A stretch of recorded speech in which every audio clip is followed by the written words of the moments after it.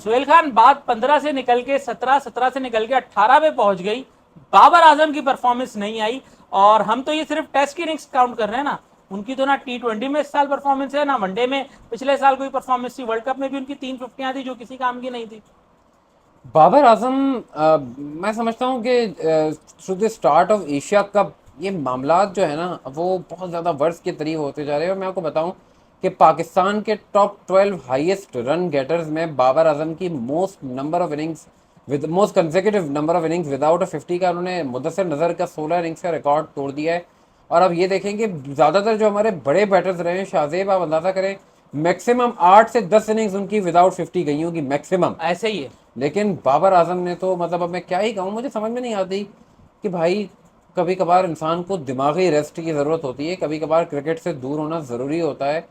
और लेकिन यहाँ पे जो एक इनसिक्योरिटी है, एक अजीब व गरीब किस्म के मामलात हैं, तो जो है ना वो समझ में नहीं आती कि बाबर आजम अपने साथ ये जुल्म कर क्यों रहे हैं। मैं तो ये कहूँगा टीम या क्रिकेट बोर्ड क्या ही करे, वो अपने साथ ये जुल्म कर रहे हैं। मेरे ख्याल से उनको ब्रेक ले लेना चाहिए, लेकिन मैं तो ये चाहूंगा सोहेल कि इतने बड़े प्लेयर है ना, रिस्पॉन्सिबिलिटी उनको दी थी ना, ऑस्ट्रेलिया में भी कप्तान बना के भेज रहे थे, वो अपनी रिस्पॉन्सिबिलिटी से भाग गए।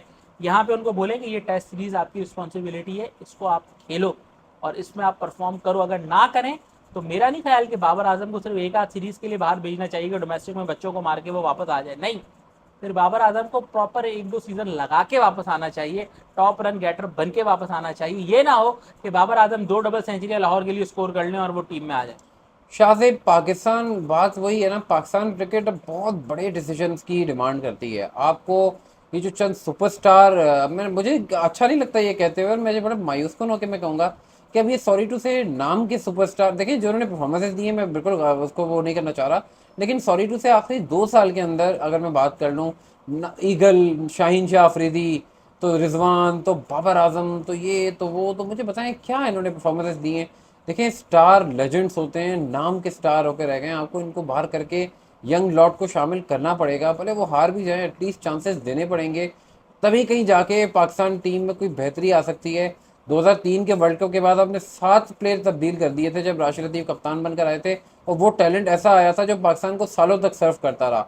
ए टीम की प्रोडक्ट्स पाकिस्तान को सालों तक सर्व करते रहे।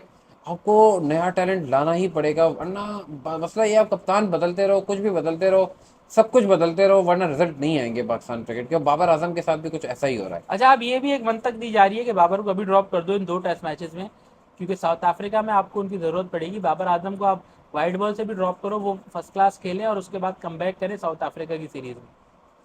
अब वाइट बॉल से क्या ड्रॉप करो, ऑस्ट्रेलिया के खिलाफ वनडे सीरीज में तो एटलीस्ट मैं समझता हूँ कि बाबर आजम शायद चलो फिर भी बेहतर ही है। हाँ, अलबत्ता ये ज़रूर है कि अगर आप ये समझते हैं कि आखिरी 2 टेस्ट मैचेस बाबर को नहीं खिलाते और वो कायदे आजम ट्रॉफी भी तब तक स्टार्ट हो जाएगी, और वो कायदे आजम ट्रॉफी खेल लें, एटलीस्ट 2 राउंड खेल लें, तो एटलीस्ट कोई फर्स्ट क्लास की प्रैक्टिस उनको मिल जाएगी। और चलिए ठीक है, मान भी चलते हैं ऑस्ट्रेलिया और जिम्बाब्वे अपने वाइट बॉल नहीं खिलाते और वो फर्स्ट क्लास खेल लेते, तो भी बुरा नहीं है, ये भी ऑप्शन बुरा नहीं है। लेकिन बाबर क्या खेलना चाहेंगे फर्स्ट क्लास?